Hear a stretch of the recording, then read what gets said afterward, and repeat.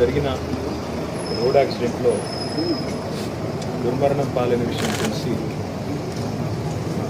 Party మొత్తం అదేవిధంగా ప్రజలు మొత్తం కూడా దిగ్భ్రాంతికి, తీవ్ర విస్మయానికి, తీవ్రమైన బాధ కూడా అందరం కూడా ఉంది.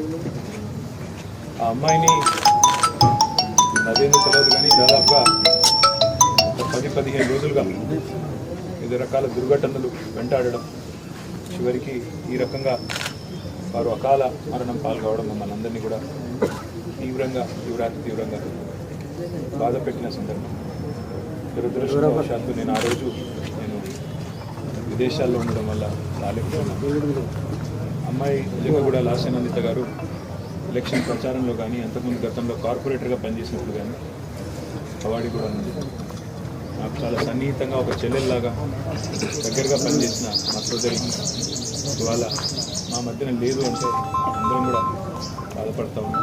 దాంతోపాటు ఆ కుటుంబానికి సంవత్సరం కిందటనే పెద్ద దిక్కులా ఉన్న కంటోన్మెంట్ 5 సార్లు శాసనసభ్యుడిగా పనిచేసిన సీనియర్ ఎమ్మెల్యే సాయన్న గారు సంవత్సరం కిందట వారు మరణించడం, తర్వాత వారి కూతురు దివంగత ఎమ్మెల్యే గారు కూడా అకాల మరణం పాల్గొవడం, నిజంగా కుటుంబానికి భగవంతుడు మనోధైర్యాన్ని ప్రసాదించాలని ఈ శోకాతత్వ సందర్భంగా వారి కుటుంబం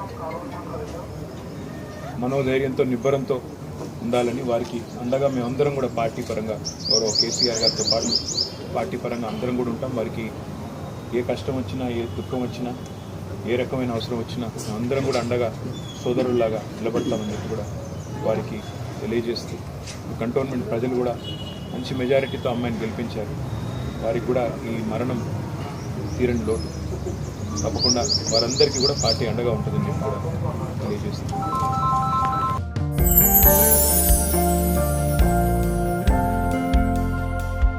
లవ్ ఈ అందమైన 4 అక్షరాల బారిన పడని మనిషి ఉండరు, మనసు ఉండదు. ఈ లవ్ కొంతమంది జీవితానికి సరిపడా మధురమైన అనుభూతులను అందిస్తే, మరికొంతమందికి జీవితాంతం వెంటాడే చేదు జ్ఞాపకాలను మిగిల్స్తుంది. లైలా మజ్ను, పార్వతీ దేవదాస్ ఈ 2 కథల్లో మజ్ను లైలా ప్రేమ కోసం ఎంత పరితపించాడో విన్నాం. దేవదాస్ పార్వతి ప్రేమ కోసం ఎంత పిచ్చోడయ్యాడో చూసాం. కానీ లైలా మజ్ను ప్రేమ కోసం ఎంత ఆరాటపడిందో మనం ఆలోచించలేదు. దేవదాసు దూరమయ్యాక పార్వతి పరిస్థితి ఏంటో మనం అర్థం చేసుకోలేదు. ప్రేమ నుండి పెళ్లి వరకు వెళ్ళలేకపోయినా ఎంతో మంది అమ్మాయిల బ్రేకప్ స్టోరీస్తో మీ లవ్ టుడే.